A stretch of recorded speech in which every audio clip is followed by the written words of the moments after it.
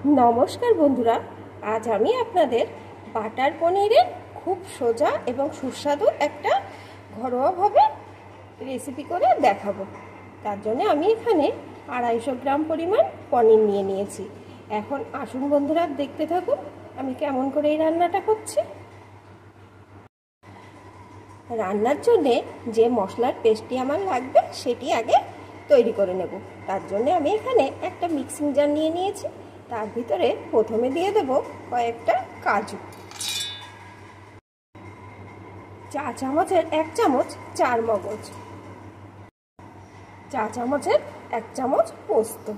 एखन এই শুকনো মশলাগুলো আগে একটু ঘুরিয়ে নেব। প্রথমে কিন্তু জল দেব না, এমনি ঘুরিয়ে নেব, তাহলে মশলার পেস্টটি খুব সুন্দর হবে। একটু ঘুরিয়ে নিয়েছি। এখন এর ভিতরে দিয়ে দেব 1 টুকরো আদা,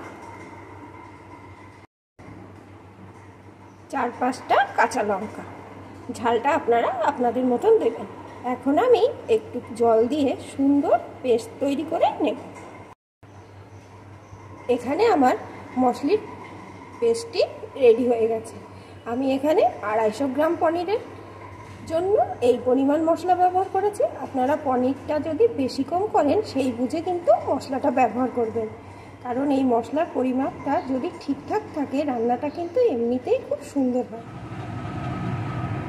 রান্নার জন্য আমি এখানে কড়াইটি গরম করে তার মধ্যে পরিমাণ মতো সাদা তেল দিয়েছি। আমি এই রান্নাটা সাদা তেলে করব।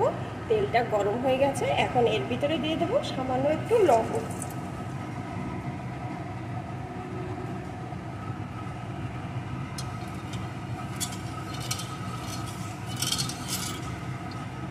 এখন আমি এর ভিতরে পনিরগুলো দিয়ে একটু এপিট ওপিট করে ভেজে নেব।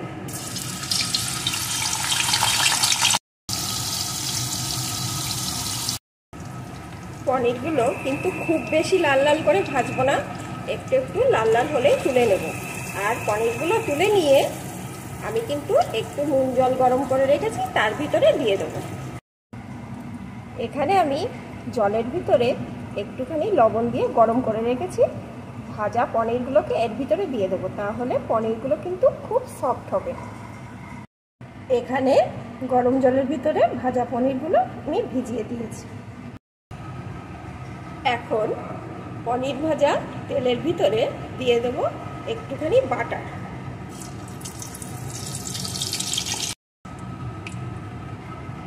বাটারটা সম্পূর্ণ গলে গেলে এর ভিতরে ফোড়নে দিয়ে দেব একটা তেজপাতা, একটা শুকনো লঙ্কা, গোটা গরম মশলা। এখন ফোড়নগুলোকে একটু লাল লাল করে নেব। ফোড়নগুলোকে একটু ভেজে নিয়ে আমি ওই পেস্ট করা মশলাটা এর ভিতরে দিয়ে দেব।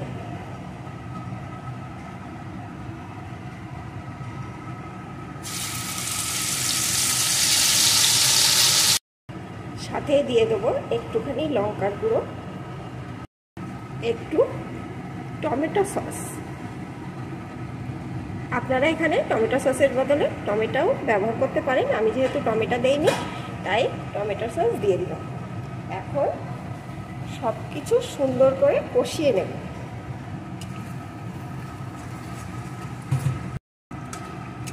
সমস্ত মশলাটা কষিয়ে নিয়ে এর ভিতরে দিয়ে দেবো 1 চামচ চিনি। রান্নাটা কিন্তু একটু মিষ্টি মিষ্টি হয়।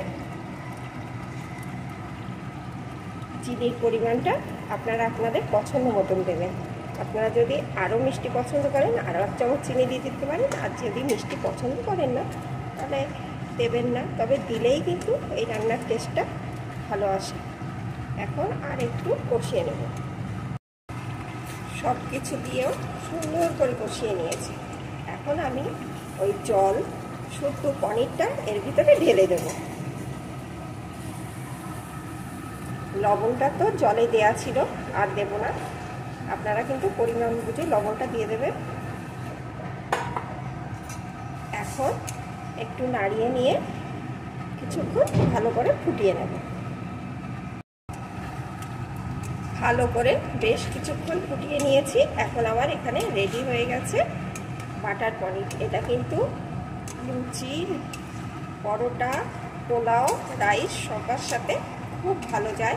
বন্ধুরা আপনারা এইভাবে একবার রান্নাটা করে খেয়ে দেখবেন।